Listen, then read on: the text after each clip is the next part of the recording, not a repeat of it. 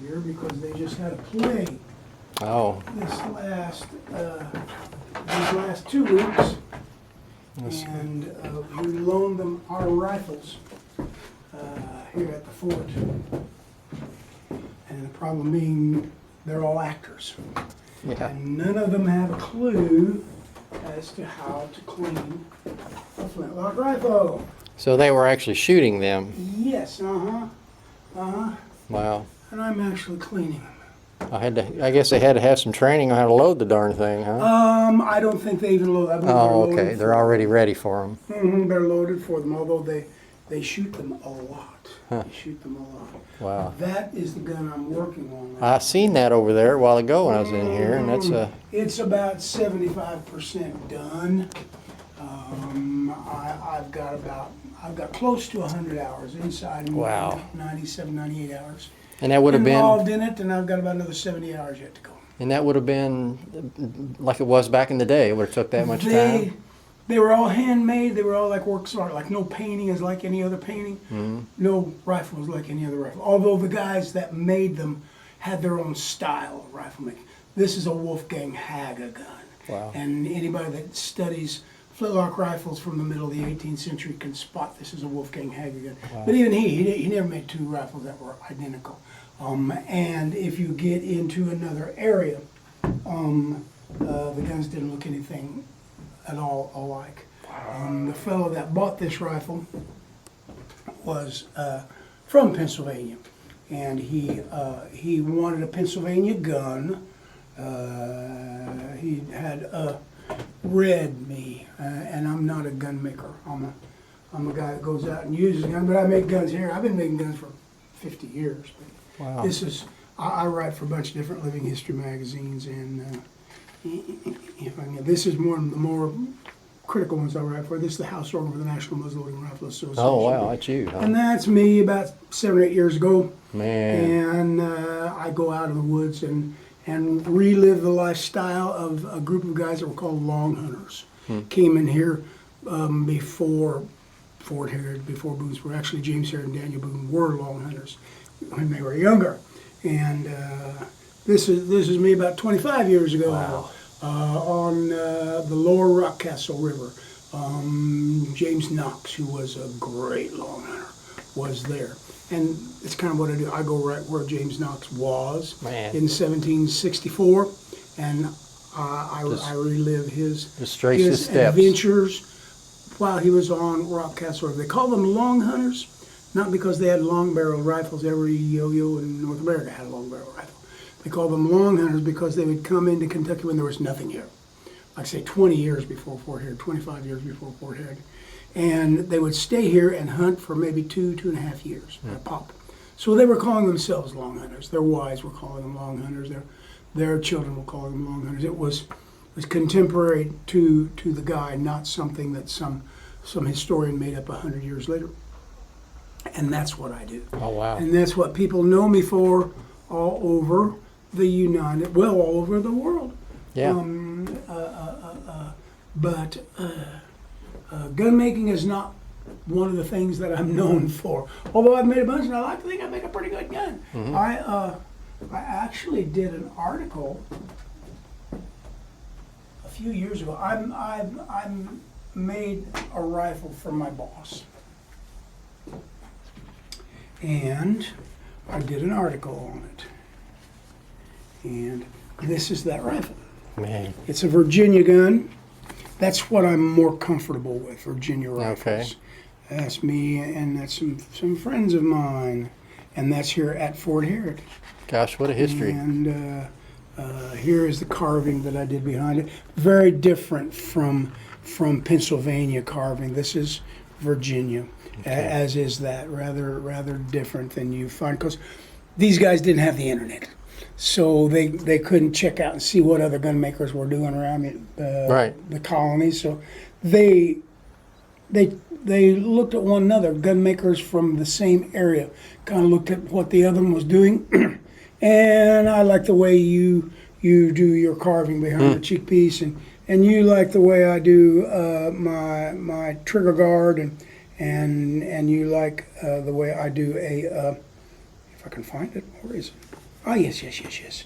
A pewter nose cap. Most guys use brass nose caps, Okay. but in some places, Pewter. in the South, they would make them out of pewter. And so we kind of copy one another. And not exactly, but I like your style of doing stuff. You like my style of doing stuff. We like this other guy's style that doesn't live too far from us. And you develop a school of gun making in a little area. And they just popped all over the United States. That's amazing. Part of the fun of it is you can look at a gun. Like this is the gun that I'm basically modeling this rifle after for this guy. And nobody has to tell me a word about that gun because just looking at it, I know everything there is to know about it. I know it's a Wolfgang Haga gun. I know it was a gun that would have been made in extreme southeastern Pennsylvania. And it appears to be a gun that was made around 1750. And Wolfgang Haga more than likely made it. And I can just tell that by looking at it. You can tell where it was made, when it was made, and 75% of the time you can tell the guy that made it. Well, the next question I Yes. is, are you passing this knowledge on to the next generation? That's so much fun when people ask me that. I've had people that they'll walk out the door and say, "Oh, don't ever let this die. Don't ever let it die."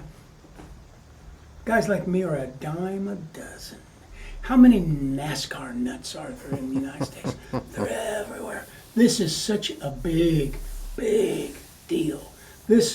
I've been writing for these guys for about 30 years. And this is the house organ for the National Muzzleloading Rifle Association. And its headquarters are in extreme southeastern Indiana. They own 3,400 acres, and that is the mecca for muzzleloading. They have a big national spring shoot and a big national fall shoot, and each one takes 2 weeks, and in both shoots they shoot about 1,600 individual matches, and the guys that win are the champions of the world. And you have guys coming from Japan, you have guys coming from Germany, you have guys coming from Australia, from Italy, from England. Where at in Indiana? Friendship, Indiana. Friendship, It yeah. is about... Oh, I know exactly where it is. Oh, Yeah. well, it's not that far from Rising Sun, not that far Right. from Madison. Yeah. And Right along the river there. Yeah. It's a little bit up from the river, but you don't go far till you get to the Ohio River. And beautiful country. And that is where the champions for the entire world, Wow. when it comes to muzzleloading rifles, I had are no idea. determined. I mean, I'm a Hoosier and I had no idea. I am too. Oh, yeah? I've been to every friendship since May of 1967. So where do you live? I live here. I've lived here for about 20-some years. I was born and raised in southern Indiana. Yeah, I was that's born where in I'm Bloomington, Yeah. and I was raised about 20 miles north in Martinsville. Martinsville, yeah. And- We were just through there last weekend. We went up to the Cataract Falls. Oh, yes. Beautiful place. And Yes, we came through Martinsville. I love Martinsville. It's a cool little town. But the thing about it is, my passion has always been the 18th century frontier. And the more I learned about it, the more I learned that the epicenter for the 18th century frontier was Kentucky. And so I just kind of, before that I was all about Indiana. Didn't know anything, little kid, and I just liked muzzleloading rifles. And I thought all the Indians looked like Sitting Bull, and all the white guys looked like John Wayne. And so, okay, that's good enough for me. But I started finding more about it, and I thought, well, Indiana had a pioneer period, like 1800 to 1815, and we had forts, and people were running from one fort to the other, and Indians were killing people and stuff like that. And I thought, well, that's interesting. And then the more I found out about that, the more I found out, well, these people all came from Kentucky. Yeah. And you want to talk about horrifying, incredible action-adventure movie kind of situations right here. So I just started gravitating to Kentucky. And I learned more about it, and I've written a couple of books on long hunting in Kentucky, and I write for every dead-gone muzzleloading That is awesome. magazine in the world. That is so cool. And it's all about Kentucky because that's all I know about. I actually, and you're going to say, so what? But to me, it's absolutely flabbergasting because I graduated from college, And I was the absolute worst student that ever walked the face of the earth. I graduated out of the lower 8 percentile of my high school class in Martinsville. You sound like me. I was just absolutely terrible. But what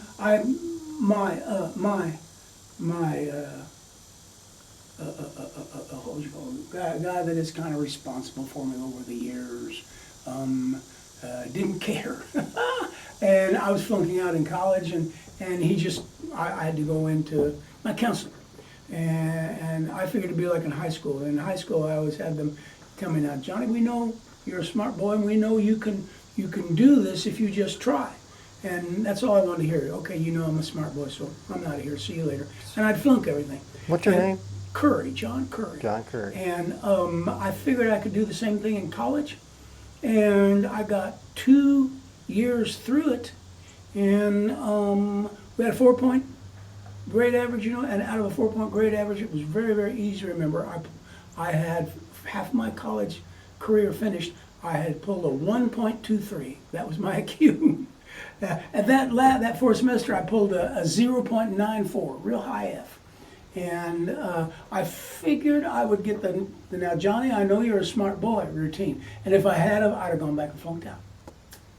Walked into my counselor's office, and he had a desk about like this, and it was just piled over with papers, just a mountain of papers.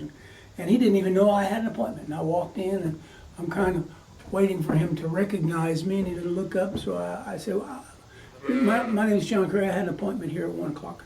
And he looks up, he looks back down, and he pulls out my file, and he looks through it, and all he says to me is, oh, I see you're going to flunk out next semester. Put it away. That was the end of the show. And I thought, what? No, Johnny, you're a smart boy. No, nothing. Just, you're going to flunk out. Get out of here. And so I said, I walked out thinking to myself, well, maybe I will, but we'll just see. So came back that next fall and got rid of all of my good time buddies, threw them all out of we were in the habit of hanging out in my dorm room till like 2, 3 o'clock in the morning. And I'd miss all my morning classes, and who cares? And I'd fake everything. I figured a chimpanzee can get 50% right on stuff, so I'd be able to do better than that. And no, I was worse than the chimpanzees.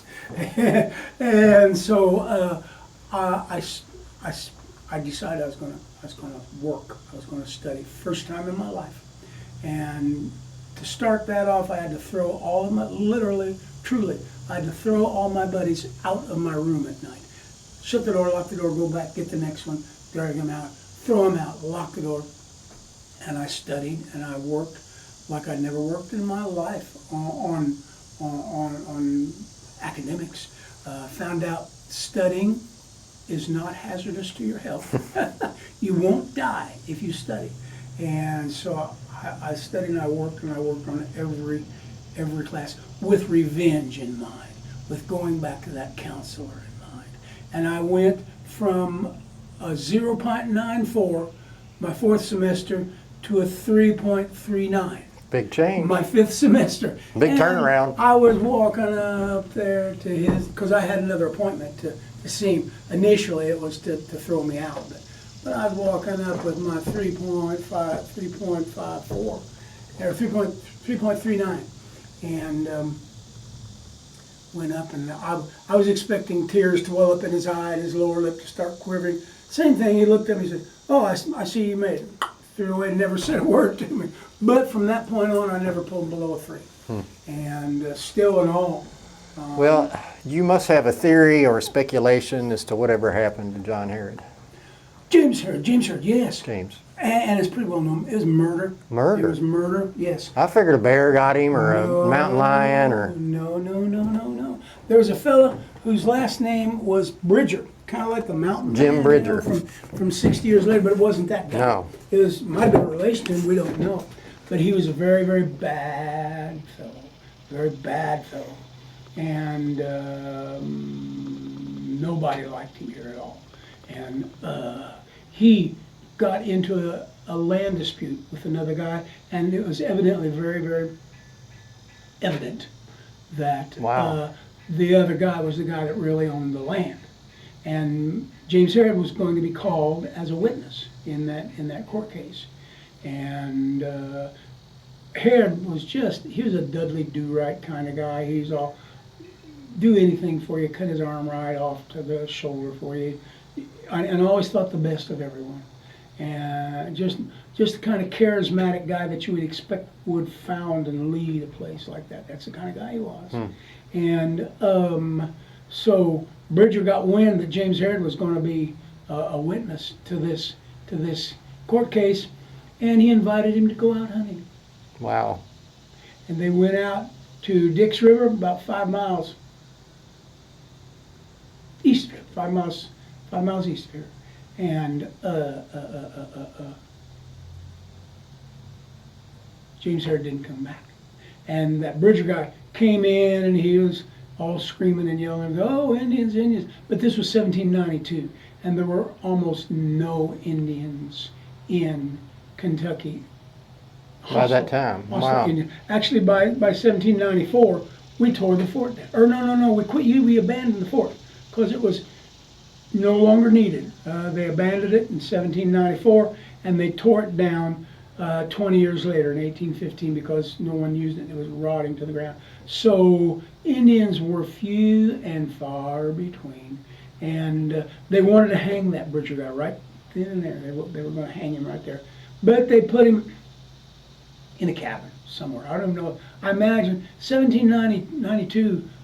We were a state. We had universities. We had seminaries. We had wonderful churches. We had Louisville. We had Lexington. We had bridges. We had nice roads. We were coming along quite well, and so they put him in, I believe, the powder magazine. We used that. That doubled as a jail, and I would be surprised if we didn't have a sheriff, because we had the little town of Harrodsburg. And somehow or another, he got away, and they said he ran off to the Tennessee country, and we never saw him again. Well, I just read the sign that's across the street there, and it just said he went on a hunting trip and never returned. Yeah. But there's a little more to it than that. Yeah, the information has come out since that time. Wow. But everybody thought that. Everybody thought that. It's just, it took the people that were talking modern day for Well, I mean, in that era, there were bears around here, sure, right? Yeah, sure. yeah. You betcha. Mountain lions. And anything could happen. Anything could happen. Besides that, we still had buffalo. We didn't have quite as many as we did when we moved here in 1774, but we still had buffalo. And tell you what, like I say, I've been writing for half a dozen living history magazines. I've written a couple of books, so I've done a lot of research. And the thing that I have learned, to the best of my understanding, and I'm could be missing something, I don't know, but I don't think so, because it's all I ever studied, it's all I ever read about. To the best of my knowledge, no one in Kentucky has ever been killed by a bear. No one in Kentucky has ever been killed by a mountain lion. They've been mangled and mauled. There was a fellow near where Morehead, Kentucky is, and he was a big husky guy, and he went out to go hunting, and he came across a bear, and he shot that bear, and he wounded that bear, and all it did was it made that bear very angry, and so the bear comes at him, and so this guy, I say he's a big guy, so he pulls out his butcher knife, and man, just like Bruce Lee, hi-ya, that bear knocks that knife out of his hand, and so he pulls out his tomahawk, and then he does his Jackie Chan routine, the bear does, and kicks that tomahawk out of his hand, and then it's just that guy and that bear nose to nose, and that bear is beating the doggy doo-doo out of that guy. And the descriptions are not pretty. He was blood from head to his toes. He had big strips of skin, they say, just hanging loose on his body. That bear is just having his way with that guy. And finally, they fought for 3 hours. Said they smashed down the woods in basically a 10-yard circle. And that bear threw him finally over towards the edge of where it had been smashed down, and that guy found his knife. And so he stabbed that bear to death, and started going back to his cabin, which is like 125 yards away. And he couldn't make it because he kept going unconscious. You know, he kept Lost a lot of blood. Yeah, kept just going unconscious. So his wife found him, took him into the cabin. Man, that's miraculous. Took him a year and a half to heal up. And when he did heal up, he said he left Kentucky and never came back. Wow. But I've he seen lived. that. There would have been a black bears. I wouldn't think there was that's all we grizzlies had. around That's here. no. Yeah. That's all we had. But the guy lived. The guy got into it with a bear and lived, and I've never heard of anybody Wow. being killed by a bear. We had a school teacher in Lexington, but this is Lexington 1781. Half a dozen log cabins around a little log schoolhouse. And the guy's name was McKnight. And he was also a big, strong, hero kind of guy. He led groups of settlers into Kentucky before he became a teacher. And so he was going one morning into his little log schoolhouse and opened the door, and there was a mountain lion in his schoolhouse. And he couldn't get out till the mountain lion had him. And it always tickles me because there was all kinds of guys and kids standing around the entrance to that door, and nobody'd go in.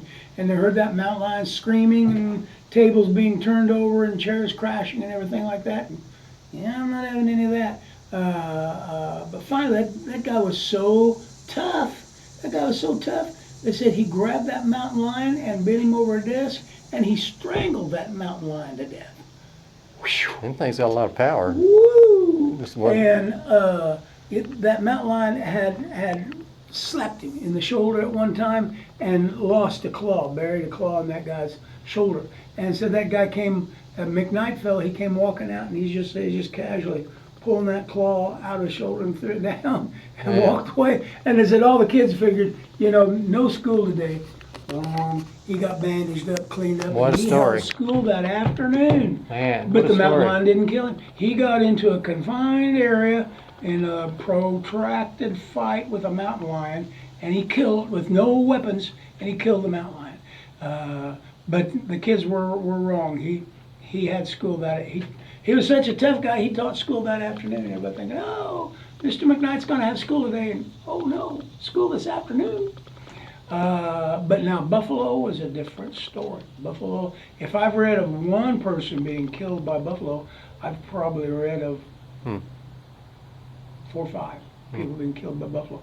And it's always the same situation. They shoot one. We had the largest buffalo in the world, here east of the Mississippi. Back then they had breeds of buffalo like we've got breeds of dogs now. Out on the West Coast, they had like a Chihuahua buffalo, little thing, and up in Canada they had a big woolly kind of buffalo with great big horns, and out in the Great Plains we had pretty much what we've got now.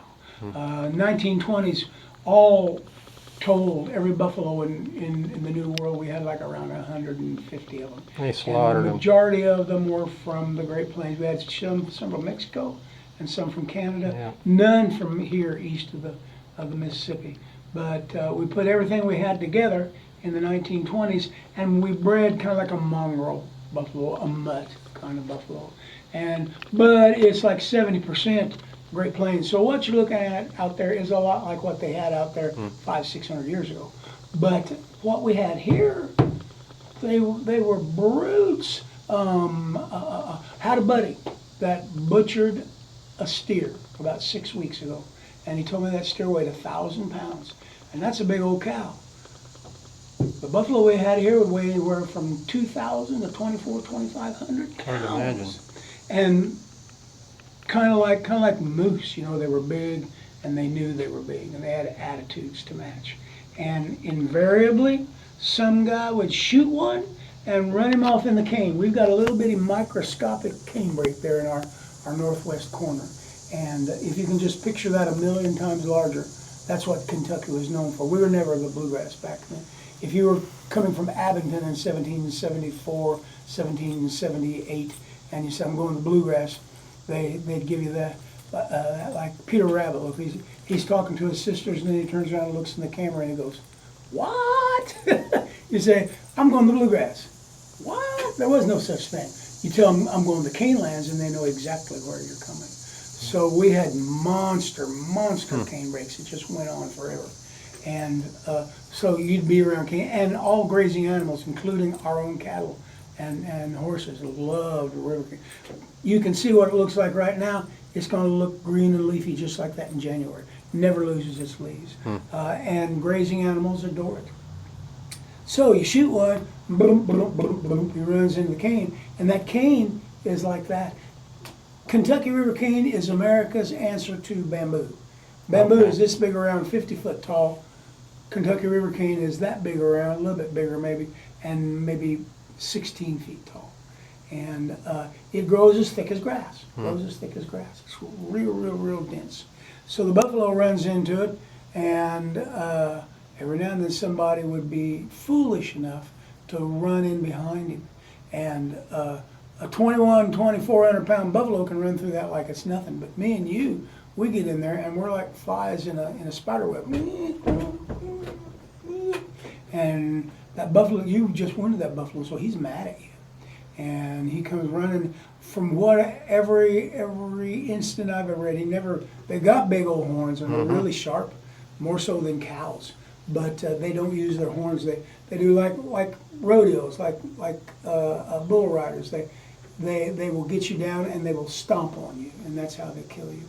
And like I said, if I've read about it once, I've probably read about it. One stomp would do it, I guess. 4 or 5 times. Lesson learned there. If you shoot a buffalo and he runs in the cane, forget about it. There's plenty more where he came from. Then we slaughtered them all. Yeah. Well, we did all the eastern buffalo. We sure did. And the Indians were the ones that did the most of the slaughtering. But I read stories about, I don't know, 1840s, 50s, where they were out west. Just slaughtering them and leaving them lay. Yeah, that was us, because we knew the Indians based their whole culture and their whole economy around the buffalo, so we killed them. But here, it was just kind of an accident. They're really tasty. I've eaten a lot of buffalo and I love it. I like beef, nobody likes a bacon cheeseburger any more than me. But I'll take buffalo to it any day of the week. It's like the best beef you ever ate in your life. Oh, I've had a buffalo burger. Yeah, They're fantastic. they're really good. Yeah. And we kind of like out west. We had hundreds of thousands of them. Here east of Mississippi, that great big brood of a buffalo, and it never occurred to us that we'd lose them someday. Just like the cane breaks, they were endless. I read where James McAfee, he had a fort about 6 miles, a little over 6 miles north of us, called McAfee Station, and he was down here in 1779 on business, and he said in his diary he rode back to his fort 6.5 miles, and he said he never one time got out of the cane. Wow. Not once. But that was great for me and you, because like I said, we're all farmers. We come out here with our horses and our cattle, and the one thing, you got a million things to be concerned about. You're working from the minute your eyes open up in the morning till the minute you go to bed at night. But the one thing you never had to worry about was hay or silage or fodder, because that cane, you just turn your animals out in the cane, and they think you're the greatest owner that ever lived. Well, a lot of our... But they don't talk about it in that respect, but I'm assuming we kind of killed ours off. Now down in Tennessee, the Indians, there were a series of salt licks, and the Indians